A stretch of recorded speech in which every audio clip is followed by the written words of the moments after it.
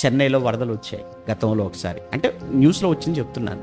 చెన్నైలో వరదలు వచ్చేసాయి, మొత్తం కూడా సుమారు ఫస్ట్ ఫ్లోర్ మునిగిపోయాను. ఫస్ట్ ఫ్లోర్ అంతా ఎత్తున వాటర్ వచ్చేసి ఎటు చూసిన వాటర్ ఎటు వెళ్ళడానికి లేదు.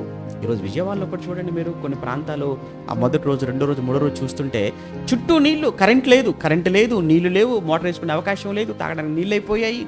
తాగడానికి నీళ్లు లేక, ఇచ్చేవాళ్ళు లేక, భోజనం తెచ్చేవాళ్ళు లేక ఎంత ఇబ్బందులు పడుతున్నారు.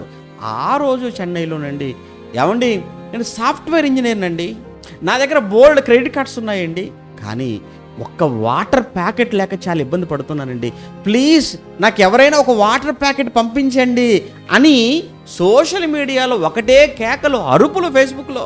ఎంత సాఫ్ట్వేర్ అయితే ఏంటి, నెలకి ఎన్ని లక్షల రూపాయల జీతం ఏంటి, దగ్గర ఎన్ని క్రెడిట్ కార్డులు ఉంటే ఏంటి, బ్యాంకులో ఎంత బ్యాలెన్స్ ఉంటే ఏంటి, ప్రస్తుతానికి ఇతనికి ఏం కావాలంటే ఒక వాటర్ ప్యాకెట్ కావాలి, వాటర్ బాటిల్ కోసం పాపం కేకలు పెడుతున్నాడు.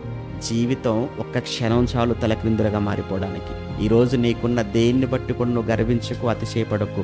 ఒక్క క్షణం చాలు బ్రతుకులు మారిపోవడానికి.